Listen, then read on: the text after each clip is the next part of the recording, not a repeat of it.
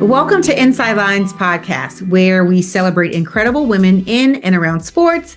I'm your host, Atoya Burleson, and let's dive into the latest happenings this week. All right, let's talk about it, where we break down the headlines you should know. Arthur M. Blank, who is the co-founder of Home Depot and also the owner of the Atlanta Falcons and Atlanta United, has made a monumental commitment to Atlanta's historically Black colleges and universities, known as HBCUs, through his foundation. The primary action is a landmark 10-year, $50 million scholarship investment through the Arthur M. Blank Family Foundation.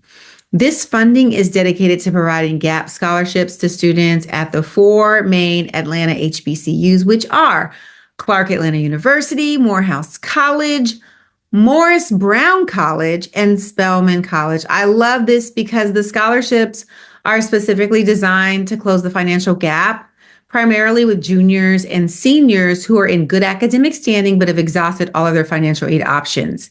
So this program is projected to support nearly 10,000 students over the 10-year period, with the goal of significantly raising graduation rates at these institutions. I love what Arthur is doing. Thank you, Mr. Blank, for just really seeing the need and doing something that matters in this climate of the world.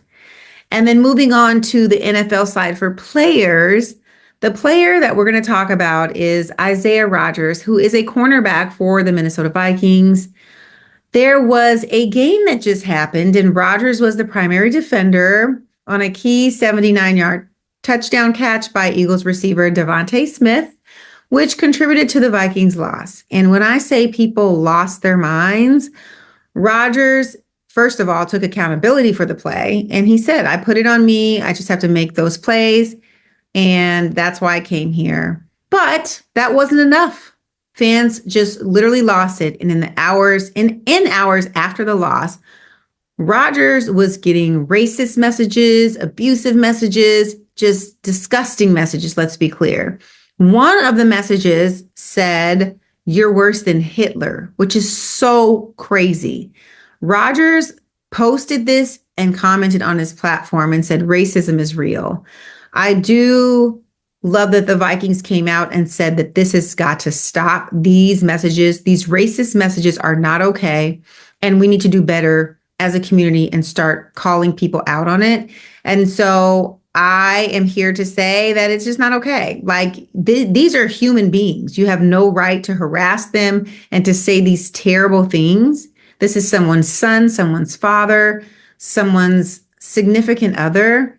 And just learn how to be a normal human being. If you can't say it to their face, then don't go on social media and say it. It's absolutely ridiculous. So my heart is with Rodgers and his family, and I'm sorry that he had to endure that. Because you know what? As an athlete, because I am one, and most of the people that go online and do stuff like this aren't, as an athlete, no one's more disappointed than he is. So I just wanted to say that and let people know that they need to grow up and mature and stop being so ridiculously racist and evil. Okay, moving on to our next segment, which is Make It Make Sense, where we tackle everyday curiosities and talk about what goes on behind closed doors. So I want to talk about something that is near and dear to me. I've had this conversation with a girlfriend, and we were like, make it make sense.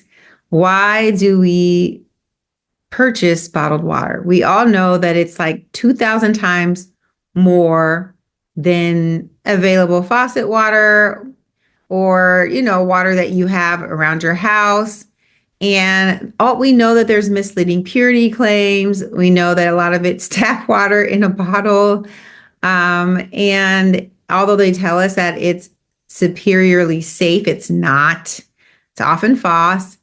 And we know that there's contamination in these, not only just in the water that they put in these plastic bottles, but just in the plastic in general, which is also just waste and pollution. So why do we keep buying plastic water bottles? What is wrong with us? What can we do to change that? Let's make it make sense. I would love to hear your thoughts. I know that there's other people that listen in other countries, and I know that they're so far ahead of us. So I would love to know what a lot of people do in other countries that, as the US, we could adopt as well. So y'all let me know your comments there, and we will replay and or post your comments that you send us. And finally, we stir up a good debate, and it's debatable that sparks conversation, and you find out whose team you're really on. Are you ready? So my question today is, let's dive in. Should a solo plane passenger have to move seats so a family can sit together? Now, I want to talk about this because I've been on both sides. I've been the solo passenger where I've been asked to move seats. And I've also been on the family side where maybe one of the seats that we needed, we couldn't get, but we got, the other four together. There's 5 of us. Sometimes it's difficult. So my question is, should a solo passenger feel obligated? I'm going to start on the family side because I love my family and I've been on this side. And obviously, you want your family to sit together. Sometimes things happen where you can't get all the tickets together. You could have last minute travel. Life happens. So I'm going to start by saying it is very polite and compassionate and a good gesture of good travel as a citizen to change seats with someone if they ask you. Now, here's the dilemma that I have. If someone says, excuse me, can you sit in this middle seat, or can you sit in this seat and you have an aisle or you have a window? Absolutely not. I'm not giving up my aisle seat or even a window seat for a middle seat. Never, ever, ever. And you shouldn't, because you paid for an expensive seat, which is typically the aisle or a window. Middle seats are always cheaper, so I'm not going to do that. However, if I have an aisle seat and someone asks me to, switch to another aisle seat, I'm okay with doing that. Even a window, same thing. I'm okay. As long as we have like similar seats, I'm okay with doing that. But I repeat, do not ask me to downgrade, meaning sit in a middle seat or the back row. There's just certain things I'm just not accepting. So the answer will be no. But if we have the same seat, if I'm in an aisle and you're in an aisle and you want me to move back a row, that's not a big deal. That's fair. Y'all let me know what y'all think. Some people are like, I'm not moving at all. I paid for this specific seat and that is where I'm going to sit, which I understand that too. But I feel like, and it's very interesting with the airlines. I know that it's their responsibility to seat young children with their parents. And so they do sometimes ask, but just know I am not moving to a middle seat for anyone. Y'all tell me what y'all think. Would you move to a middle seat for someone? Or if they ask you just to switch seats and it's like a row or two different than yours and it's the same seat, but just in a different row, are you okay with that? Y'all let me know what y'all think. In the meantime, let's get into this next podcast episode.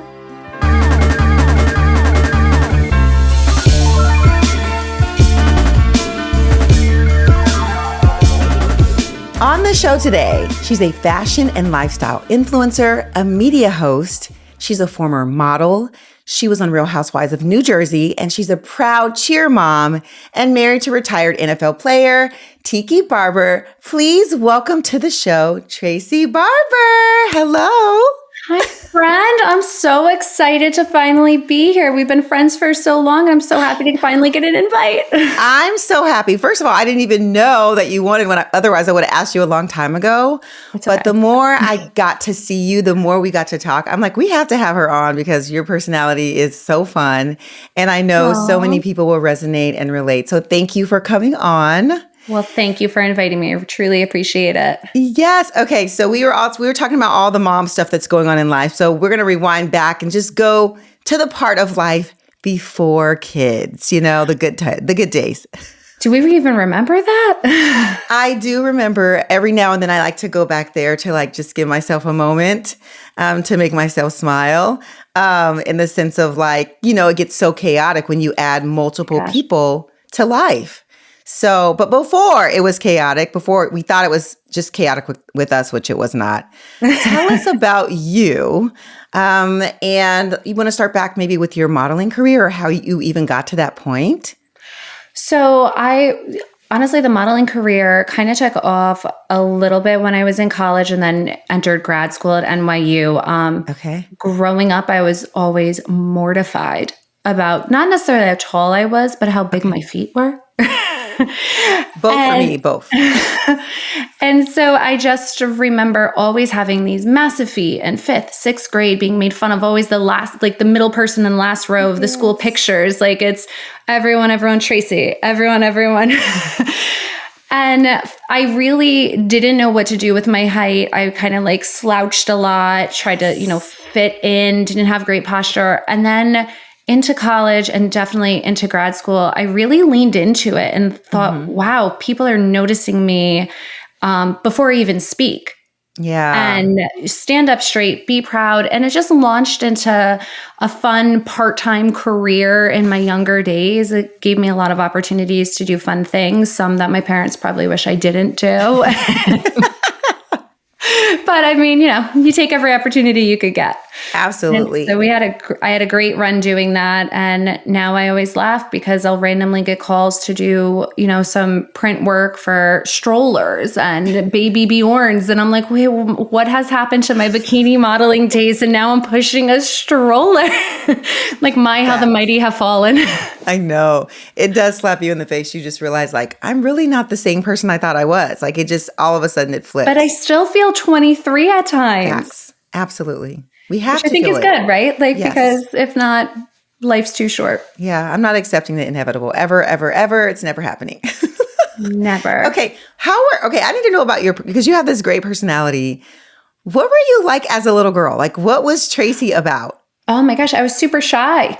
You were? I was Wow. very shy, very timid. My parents would tell me all the time they never thought I was going to leave the home, let alone move to New York City and live there for about 12 years and do all these things. But I started to become more social once I lived in the city. And then when I met my husband, he would have to do all these events, as I'm sure you do too, where you're forced in a room. It's not a date, even though you think it is, because it's this black tie thing. You look beautiful. He's in a very handsome tux. But then all of a sudden you get to your table. He's like, all right, see you. I got to go do this, meet this person, that person.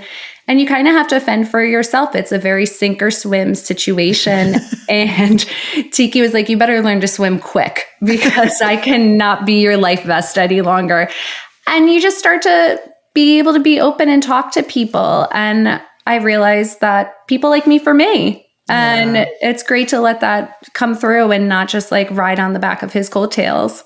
That's so true. Okay, so you've mentioned Tiki. Let's talk about how you all met.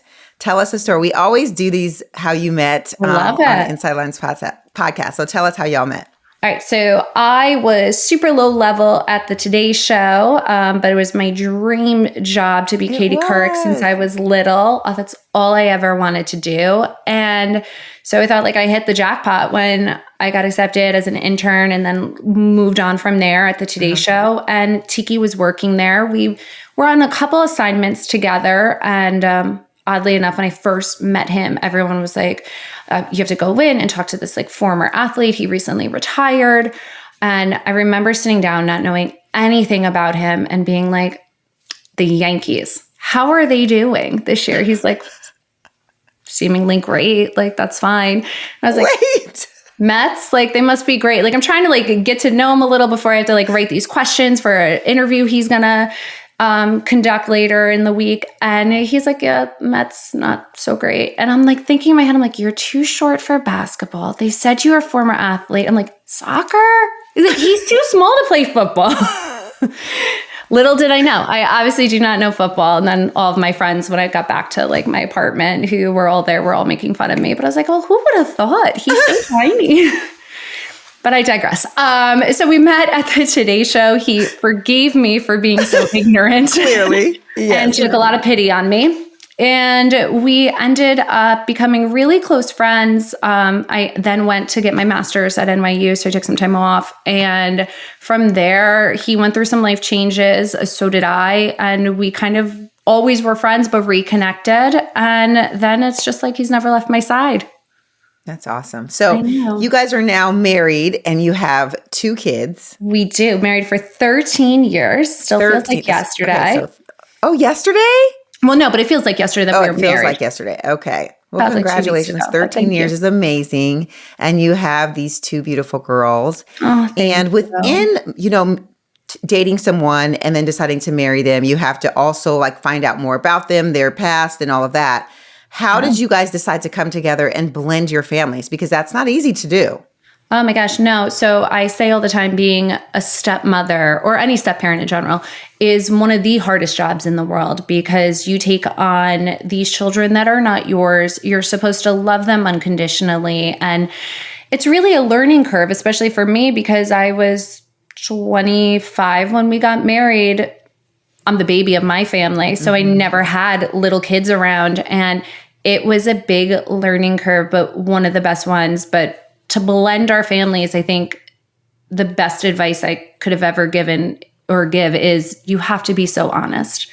And even if that means brutally honest about your expectations. I remember vividly when Tiki proposed to me, so excited, all the, flowers and all these beautiful moments and things. And that night he looked at me and he was like, now here comes like the hard reality. I love you endlessly, but I need to know you're going to be okay, that you will never come first in my life because my kids always will. And I thought that was such an amazing thing for him to say. I think it took me a moment to digest it at 24, 25. Thinking, you're like, wait, what? I'm not your number one? I'm supposed to be your priority. But now that I have kids with him, and I think about the, God forbid, if Tiki and I split up or something happened to him, I would want any person new in my life to come in and realize like Brooklyn and Tegan are my priority always. And you will always come second. And I just think it was such a lovely thing that he was so honest up front about that expectation. And it's been great. And I think his kids also realize that that's the expectation. So they appreciate that too, that they know like dad will always be here. Yeah, that's so true. So I was talking to my friend. She has a blended family, and she was telling me about, the things that people never talk about. She's like, I just feel like, as a stepmom, there's all of these things you don't know and you're just trying to figure it out.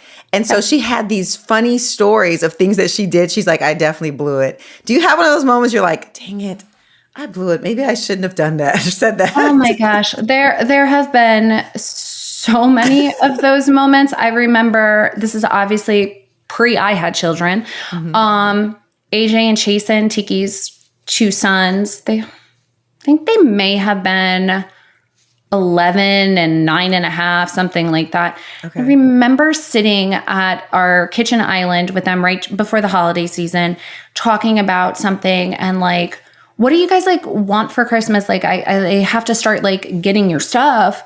And poor AJ, the older son, looked at me and goes, what do you mean? Santa brings our stuff.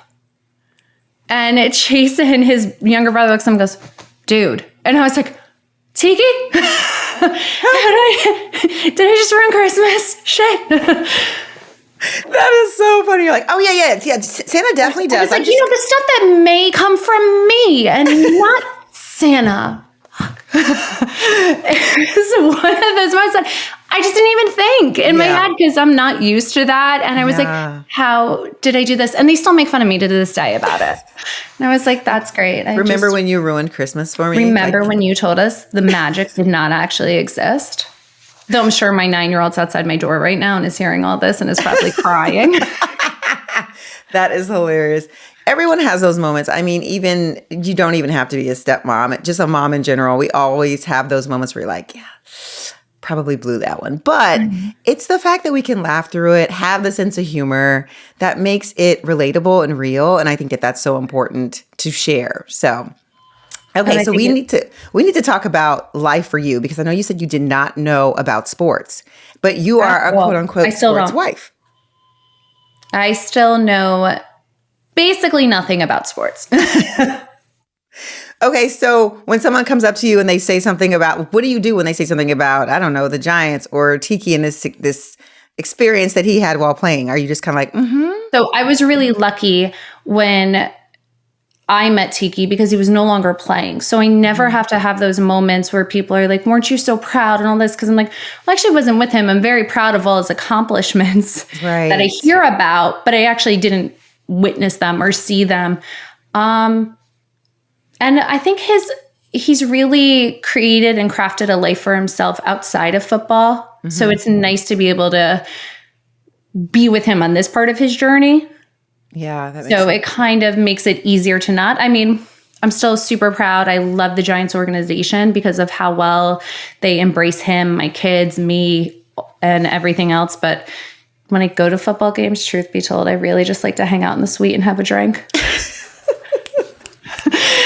Super Bowl tickets are wasted on me. I will never take away that opportunity from someone else because I give about zero about the game. Yes. And there's also women that also meet their significant other post NFL life, post sports. Yeah. And you do kind of create and carve out your own space for one another within that. What would you say is one of those moments for you two that's completely separate from the game where you're like, this is our thing? I feel like right now our thing is predominantly based around the kids. Like we're really in the thick of it with our girls and with Tiki's career and mine. I work in a consulting role for nonprofits. Mm-hmm. Tiki is heavily into a lot of media aspects and entrepreneurial things. Mm-hmm. So I think right now it's just crafting out our directions that are separate, but they merge together all the time. And we try to find projects that we can work on together. We're starting a cheer podcast, all things cheer. And it's, a great insight into a former NFL player and how he views the athleticism of cheer, and then like the crazy cheer mom, which is totally me. So it's nice to have junctions in both of our career paths that can merge together. But then it's nice to also be able just to discuss and have an unbiased view of what the other's doing, because we say all the time, we are each other's biggest cheerleaders. We will shout from the rooftops each other's accomplishments, but we're also each other's harshest critics. Yeah. So it's nice to be able to bounce things off of each other and say, no, that idea really isn't great. Or that was so amazing. You did so great. Let me scream about it. Yeah, that's true. You have to have both, right? You do. I don't want to just be a yes man and tell Tiki how amazing he is all the time, which, most of 99% of the time he is. But well, I always say to Nate, everyone else can do that. I'm going to be honest with you. Everyone else can pretend and tell you how great you are. But when you really love someone, you wait and you listen to what it is they have to say because they're coming from a place of love. And so that is what partnership is to me. It's not the pretend and the yes, and you're so great all the time and everything's so great. It's like, yeah, this was great, but what about this or what about that? I think that part is so important. Or how something could possibly be better. You did a great job at that, but next time maybe try this or do this different. Yes, it's so important. And vice versa. I think, for me, with all the things that I've been creating and stuff, it's been great to have him, talk about it from his perspective and what he sees. And that you're getting someone that's just being honest with you and wants the best for you. So that does matter much. Yes. So, okay. So let's talk about what you're doing. You talked a little bit about it, the nonprofit that you're a part of. Let's go deeper there. Great. So I do consulting for a couple of nonprofits. The one I primarily focus on is United for Alice. It's an amazing organization that strives to conduct research and then advocate to give benefits to those that are working and who do not make ends meet. So we all know the federal poverty level is way too low. Yeah. And it's also a nationwide level. So $31,000 for a family of four, which is the federal poverty level, creates in Nebraska probably doesn't go as far as in New York, New Jersey, California, that Absolutely. income level. And so these people don't qualify for benefits. So United for Alice is striving to advocate to remove the federal poverty level on a federal level, and then advocate for these families in state and local levels to receive benefits such as subsidized childcare, equal food distribution, things like that. So it's been an eye-opening experience, and I'm loving every minute of it. And I can't say enough good things about the work that United for Alice is doing. That's awesome. For people that want to help in whatever way that they can, what would you suggest that they could do?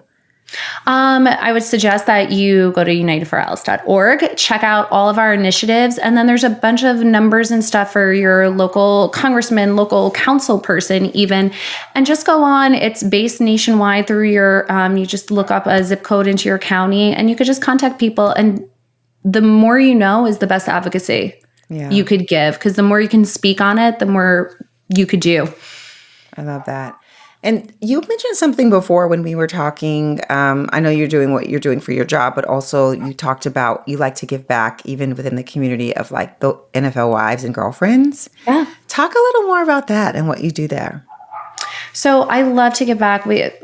Tiki and I believe philanthropy is something that we are so blessed to be able to provide. Mm-hmm. And it's not just something we want to do, it's a calling. And it's something that we feel like we almost have an obligation to do because of how he was raised, how I was raised. I mean, Tiki is an identical twin brother. His mom was a single mom, worked 3 jobs.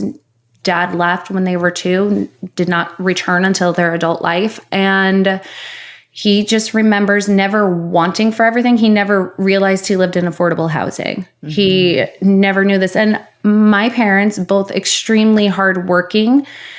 I never wanted for anything, but it was always living paycheck to paycheck. The one time a car would break down or the water bill got too high, everything tailspins.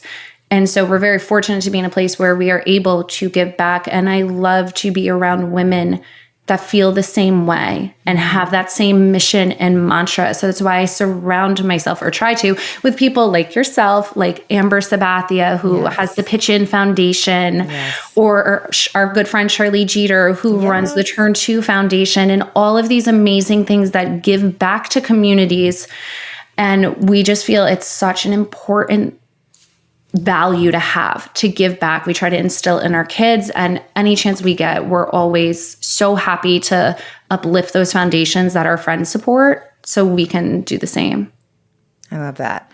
I think about the girls like, in the NFL world, and I remember being so young. Like I remember not knowing anything and just looking for someone that had a little nugget of wisdom or something that they could kind of help me navigate. What's a word of wisdom that you have for these young women that are, trying to figure it out? In the terms of the NFL world, I would say always default to the wife that had the most seniority. Yeah. That's my biggest one. Try not to overstep. Make sure there's definitely a line to toe when it comes to that, but also to make your own path. Yeah. Everything that everyone else does isn't always great for you. And what may work for that wife and her family, or that girlfriend and her man, is not going to work for you. So try very hard just to carve out your own way and keep those outside noise and opinion out of your head. Because that's what always gets you at the end of the day. Yeah. Your own head, right? All the thoughts that go through unnecessarily too. Unnecessarily. Completely.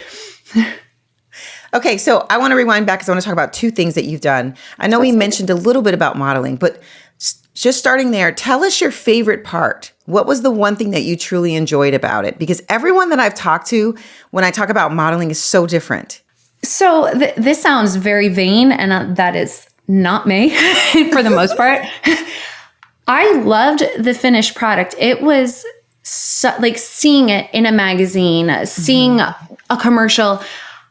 I was in just shock about how much work went into making me look like that. So not me, But Right. the hair, the makeup, the incredible trainer I had, just to be like, wow, you brought someone that looked like they rolled out of bed that morning They literally rolled out of bed. and made them look like this. I would go in, my hair would be half up, half down bun. It was a disaster, like Tiki sweatpants on if I had to, just to roll in. And the amazing collaboration of these true artists that make your face look completely different than it probably really does, and who could throw in 70 extensions to make you look like you have like Daryl Hannah splash hair.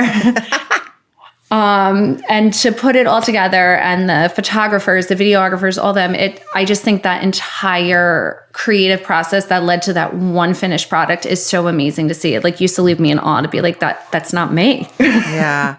And you just never know, right? Like you don't know how the finished product is going to look. So No, it's because you just don't like know the vision, waiting. really. You're just literally, for the most part, the hanger. Yeah. Like I I'm get just that. there to put clothes on or hold a product. What were the struggles as a model? Like everybody talks about, there's all of these pressures to look a certain way, to keep a certain weight. There's the critics that come in and say certain things. What for you were the things that stood out that you were like, I'm not going to let that define me? So I definitely went through a battle with weight loss. It was right before, I want to say, about a year into my engagement with Tiki. I was getting older in terms of the modeling world. And I lost some weight for a shoot, and it was my Maxim shoot. I got this new trainer. It was amazing. And it just continued. And I look back now at pictures, and it's scary to see what I looked like then compared to what I was probably a year prior. And it was really hard to get that idea out of your head that like the lower number on the scale meant you were better. Right. And it was a very difficult concept to figure out. And I remember going to the beach with, at the time, Tiki's manager and his wife. And I remember being so upset because Tiki's manager's wife sent Tiki a text that I saw that was like, what is wrong with Traci? Like there's something like, and I knew it meant my body. And I looked in the mirror and Tiki was like, you're really, really thin. And you look different than you did before. And not that looks are everything, but you look unhealthy. You don't look healthy. And it took a while, but we got rid of the scale. We started just focusing with my trainer on how I want my body to look and not what it weighs. And it made all the difference. And I find that now raising two girls and then Tiki's 15-year-old twin girls, it's such a careful line to toe when you talk about healthy eating habits and nutrition and exercise and how you want it for them to be fuel for your body and nutrition and not the number on the scale. Like I say that to Brooklyn. She's my dessert queen, my 11-year-old. And every night is it dessert night? Can I have ice cream? Can I have cookies? I'm like, is that really great for your body tonight? If you had a double scoop of ice cream last night, do you really think we should be doing it again tonight? And some days she's like, do you think I'm getting fat? I'm like, no, that's not a thing. It's about how the food you put into your body fuels you. And I think it's so hard. It's a hard topic. And I struggled with it in my 20s. So I can't imagine now in a world of TikTok, Instagram, Snapchat, and all these things, how these young kids are going to navigate it. It scares me. Yeah, it definitely is now. I feel like with all of the social media, the world of comparison is heightened, and it's very unhealthy. Like I talk to my daughter about it a lot too. It's just, how can we stop? And it's hard because I don't want to not. This is how they interact with each other. Yeah. Like TikTok dances, all these things. I don't want to take it away from my kids, but I don't actually think they're mentally mature enough to handle the aspects that social media bring. So true. It's like toeing the line, right? Because you want So your kids hard. to be a part of it, but you also don't want it to become who they are. And they start comparing themselves, and they want to look different, to eat different, all of those different things. It really does matter. And so I struggle with my daughter too, in the sense of, I want her to know that she's enough just the way she is. and someone else's journey and path and who they are. It's not who she is. And she pretty much gets it, like she understands it. But I'm sure that there's times where, when you keep staring at social media, it does change you. I was blessed that I didn't have to be raised in that world. Same. Right? 1,000%. And I look at even Brooklyn or Tegan, who will send me pictures of girls with this like great straight hair and it's beautiful. And I'm like, oh, but your hair is so beautiful. I'm like, every single one of these girls that you're showing me probably want your curls. Yeah. Like the grass is not always greener. Yeah. And you typically want what you don't have. That's just how it works, right? Like girls with curly hair want straight hair, vice versa. Girls with straight hair want curly hair. Like, But do you find that it's funny? So not funny, but ironic, because now that Brooklyn's older and Tegan, they'll throw it in my face though, because they say that. I'm like, you always want what you don't have. You really need to embrace like how beautiful you truly are, because you are. You're stunning, like all of these things. And then Brooklyn will be like, well, your hair's like brown, Mom. And you dye it blonde. And I'm like, that was just one mistake God ever made, was to make me a brunette. That's it. But other than that, love who you are. Because Tiki's like, how are you going to say this when your hair? I'm like, I know, but we all can't be blessed and shave our head like him either. Parenting, the juggle. It's a juggle. It's true. And kids will keep you honest 100%. All the time. Always. Okay, so we have to rewind a little bit and talk about, you were on Real Housewives of New Jersey. Oh my gosh, I was. Talk about that experience. Oh my gosh. So Real Housewives of New Jersey. I have been friends with Melissa Gorga for quite some time leading up to it. She's always talked about I'd be a great addition on the show. It just wasn't the right time in my life leading up to a couple of opportunities to be on it prior. And Tiki, it was like right after COVID, they reached out again. My kids were older, into school full time now. And I remember being on the fence and going, oh, I don't know. Yeah. And Tiki said, listen, this is on you. You do what you want, but I never, ever want to hear you say, what if? What if I did this? What if it would have been great? I will tell you now that what if would have been better to have. But I'm happy to have had the experience and the opportunity to learn that reality TV is not for me in that setting. Yeah. Sure, there's different shows that would have been great. One of my best friends is Snooki from the Jersey Shore. Her show seems really fun. Yeah. And exciting. Housewives is very conflict central. And that's not me. If I don't particularly enjoy your company or like you, I just won't hang out with you. But that doesn't make for great TV. So they want you to say exactly how you feel into the person. And I would lose sleep. I'd be like, oh my gosh, Tiki, they want me to tell Teresa exactly why I don't like her today. And he's like, well, you know why you don't like her. Just tell her. I'm like, I don't want to. Yeah, you just don't like that feeling. You're like, but not...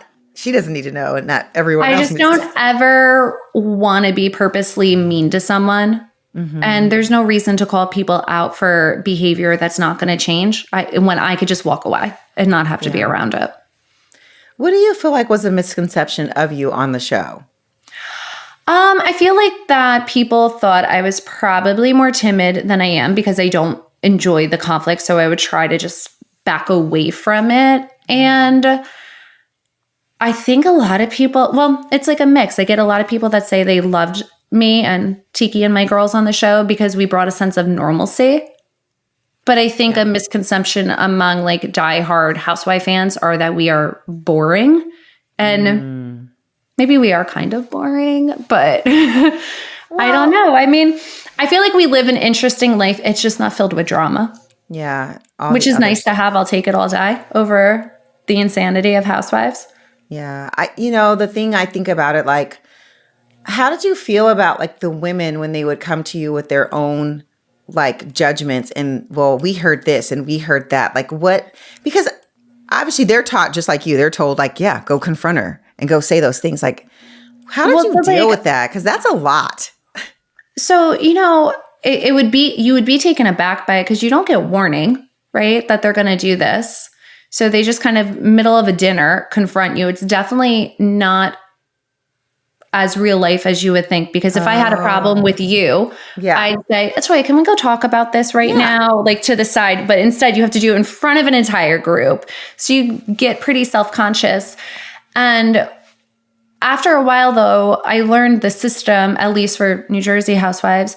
You basically get assigned your own producer and you talk to them a lot during, the course of your time filming, like every day. And they really get to know your life.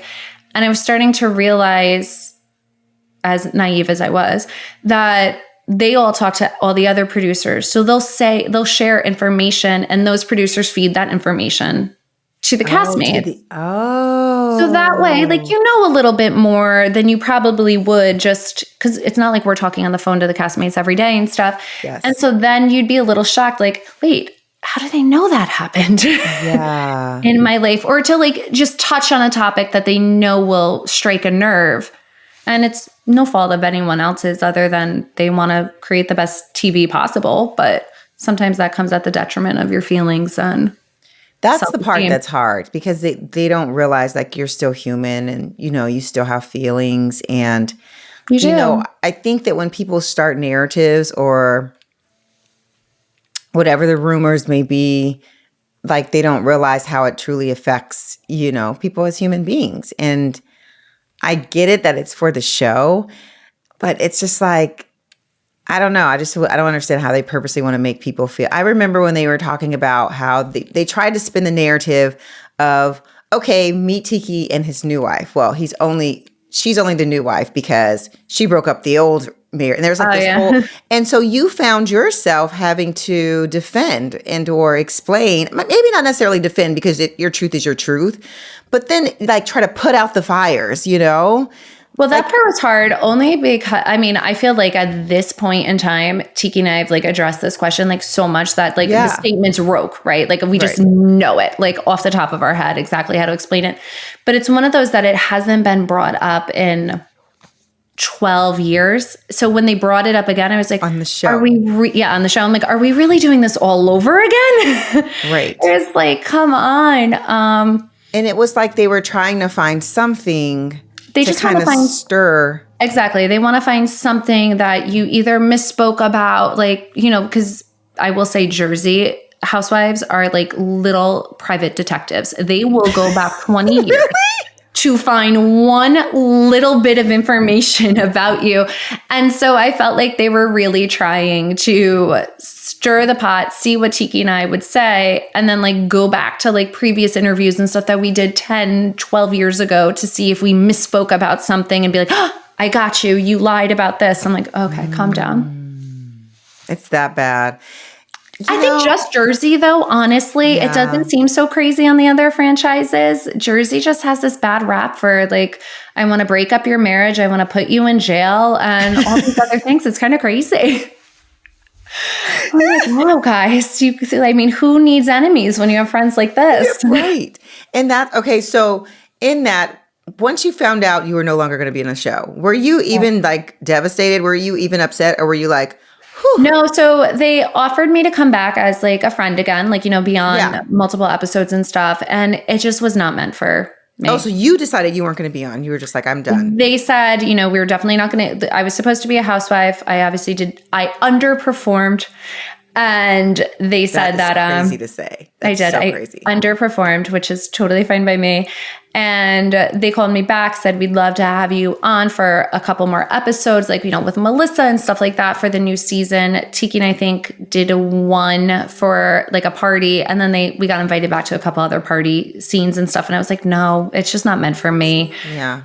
You felt it. It's too hard. I was too nervous. You can't even enjoy yourself like with the mic on because any time I sneezed, I'd be worried that they'd be like, oh my God, she has COVID and she's not telling anyone or something.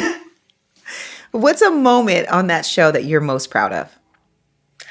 I think a moment on the show that I'm most proud of is one of the last episodes. We were in Nashville and Teresa got mad at something Margaret and I said, like threw stuff across the table, all these things. And it really jarred me. And I was like, oh my, like not around people that just start throwing stuff in the middle of a restaurant. And I remember being very upset because I remember Tiki was sitting next to me and I was like, oh my gosh, I'm so sorry. Like your job is going to fire you because you hang out with these people. Like it's all my fault. And unfortunately, the next day we all had this big dinner and Tiki got me up at the table, brought me all the way down to the other end where Teresa and her fiance at the time, Louis, were sitting. And he was like, we're talking this out. Traci, say what you feel. Teresa, say what you feel. And we did. And it never made the show. Of course not. No, because it was like a nice resolution and everything was fine. But I was really proud of being able to sit down across from her and say, I think you were wrong in this and how you treat people. It may not be what you're saying, but your delivery is messed up. And I felt good about doing that, even though it actually never made the cut. That's good. I'm glad that you did that too. And no one ever knew, but we know now. We know now. A little tidbit dropped here. I know. Okay. I want to talk about what empowerment means to you, because I think about, on a woman's journey in life, there's all of these ups and downs, these ebbs and flows, just naturally, right? So you think about before you had kids, before you met your significant other, to when you met them, to being engaged, to being married, to having kids, and then being a mom for the first time. And, all of the things that you go through. And throughout that, there's the moments where you feel great. And then there's the moments where you don't feel great. Mm-hmm. So when you think about the word empowerment, I understand that it's not something that is always there at the top of its peak. But what does it mean to you? And what would you say to women that are going to inevitably go through all of those ebbs and flows? So to me, empowerment means staying me. Like always knowing that whatever action I'm doing, whatever I'm saying, however I'm presenting myself, it's always Traci. Mm-hmm. And if I've stayed myself, whether that has been as a student, a model, an employee, a wife, girlfriend, stepmom, mother, even though the stages of my life have changed, there's come some amazing highs, some really shitty lows. Mm-hmm. I'm still always at my core me. And when I look at myself in the mirror, when I go to bed at night, I know I am just being true to myself in whatever actions I'm doing. And I think that's probably the best thing I could say to any female. As long as you are staying true to yourself and on setting your own course, not listening to anyone else's opinions about it or letting that noise that we talked about distract you, that's empowering because it's your decision, no one else's. That's good. Okay, so you kind of mentioned this a little bit. I know that you and Tiki are working on a podcast, a cheer podcast. Can you tell us a little more? Yeah, so it's called Double Down on Cheer with Tiki and Traci. So Double Down is a move and cheer, but it's also like we are talking hardcore. Like we are doubling down on our love and affinity for all things cheer, which is kind of crazy. So it brings an interesting perspective to the conversation. Tiki obviously is a former NFL athlete. I am a mom that can't even do a forward roll, let alone a cartwheel. But we have these two daughters that are in one of the best cheer gyms in the country, Central Jersey All-Stars, and they win worlds. They win multiple national titles every year, and we are hardcore. And so this podcast is just all the conversations, funny, lighthearted. We have guests, but we also touch on things like mental blocks and the psychological aspect of competing at such a high level at a young age and the pressures that come with it. We talk about body changes and all the things that we discussed before about nutrition and, the stigma around eating disorders in terms of these types of sports and how things are handled. But most of all, it's just fun to be able to work with Tiki and, get to go back and forth with each other in a funny type of way. Yeah, absolutely. The banter is everything. Absolutely. I wonder at times, you're like a naturally gifted athlete too, Toya, Miss Hall of Fame over here that you are in and so good. But everyone always asks me Tiki they must get their athleticism from him.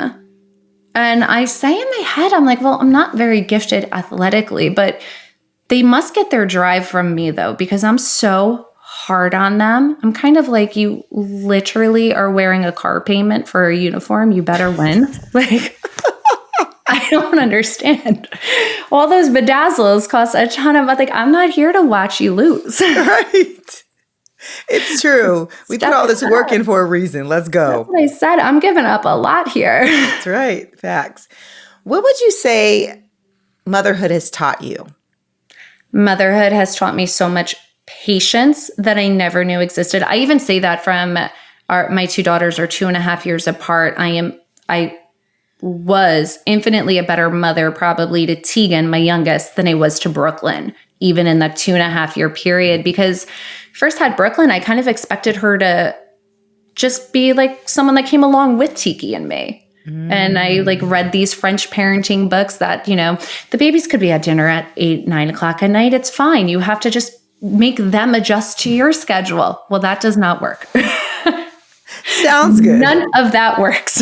Tiki, I would be reading them pregnant. Tiki would be like, this is going to be a bad idea. But I've done this, but if you want to do it your way. That's what he's like. He's like, you go right ahead. I'm like, no, Tiki, it's going to be fine. I don't know what you did with your 4 other kids, but this is going to be perfect. Oh my, and you learned quickly. Like this is I learned very quickly, 1,010%, very quick. And with Tegan, I just was more patient and let things go a lot easier. You know, the perfect house, everything in its spot didn't have to happen. Eventually it will. Yeah. And it did. And it comes back around and things are organized now. They're self-sufficient. I could take a shower without anyone bothering me. All the things because they get older, and it's also fleeting. That's the worst part. Yeah. These moments that you're in that feel like, oh my gosh, it's never going to end. And then I'll be with Tiki and both our kids will be at a sleepover. And I'm like, wait, like I want to pick them up now and like snuggle with them. I want to go back in bed with them. It does go by fast, but when you're in it, you don't see it. It just, for some when reason. you're in the thick of it, it takes its toll. It does. Okay, so we're going to play the 2-minute drill. This is how we end the show. And don't worry, I won't give you a lot of football terms because I'm not going to do that to you. Come on, I'm sure I know some. Maybe. Okay, I'll maybe give you one. Okay. Just because I know that you're probably So we only have 2 minutes to do this. How did the rules work? 2 minutes. Yes, I'm going to start the timer. Oh, goodness. And what do I have to do? Just say something? I'm just going to ask you this or that questions or fill in the blank, and you just answer. Perfect. You got this. You like to banter. This will be easy for you. You ready? So you say. 2-minute drill starts now. Okay. Morning person or night owl? Night owl. If you could have any superpower, what would it be? Get ready in the blink of an eye. That's a good one. It's like the I Dream a Genie. Everything just goes bink. We're done. Yes, I love that. Netflix or movie theater? Netflix. Sweet or salty? Salty. My ideal day involves what? The beach, Tiki, children. Love. The one thing people don't know about me is? That I am ambidextrous. I can write with both hands. Ooh, that's cool. Summer or winter? Summer. City or country? City, probably. The most surprising thing about the Housewives was? That I'm actually friends with all of them but one. Ooh, I love how you just left that cliffhanger right there. The one no one likes. Come on. Cooking or going out to a restaurant? A little bit of both. That's a hard one. I like cooking for my family. I like going out to eat with Tiki. That's good. Fashion or comfort? Comfort all day. The toughest part about football season is? Losing my husband. Okay, here's your football question. Last one. All right, I got it. If you had to pick one position to play in football, what would it be? The one that doesn't get hit. So like the coach. Traci, that is hilarious. And the timer just went off. Great job. That was funny. The coach, you heard that, coach. You guys got a shout out. Thank you so much for coming on. But before you go, tell us what is next for you. Next for me in my day is to take my kids to get size for those new cheer uniforms that are costing me a car payment. But next in my life is planning. We are doing an end of the summer trip to Greece just before Tiki leaves us for the football season. It is one of our favorite things to do. We go away for 10 days, just the four of us, and it's really grounding and brings us all back together before the insanity of school year and work starts. So true. Okay, one last question. What would you say to younger Traci? I would say to take every opportunity you have, even if it doesn't look perfect, because they seldom are, and you never know what the outcome's going to be. So just seize every single chance you can get. And if it doesn't work out, so what? That's good. All right. If people want to get a hold of you, Traci, how do they find you? Oh, you can find me on Instagram, and that's like about it. I am so not into the TikToks and all those things. I'm too old for that shit. Facts. Slide in her DMs. That's all we got, y'all. We're older. It's all good. Thank you so much. And done. What's your IG? Tell them what your IG is. Oh, well, now I gotta look. Jesus. You don't know your IG. Some kind of social influencer I am over here. Hang on a moment. Good thing my phone is right here, Atoya. This should have been like a pre-interview question. No, absolutely not. This is girlfriend time. I'm putting you on the spot. This is my IG handle is Traci with an I, L Johnson. That should have been pretty simple to know for myself.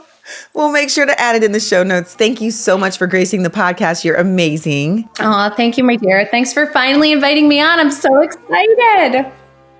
Okay, y'all, that wraps up another exciting episode of Inside Lines Podcast. I'm your host, Atoya Burleson, and thank you for joining me in celebrating powerful women in and around sports. Your support really helps us to amplify women's voices in sports. So please remember to subscribe, rate, leave a review wherever you listen to the podcast. And please follow us on Inside Lines Podcast on social media or check us out on the web, www.insidelinespodcast.com. I'd love to hear your thoughts on today's conversation. Until next time, keep the conversation going, keep celebrating women, and here's to breaking barriers, building community, and being a voice in a world that needs you. Thanks for listening.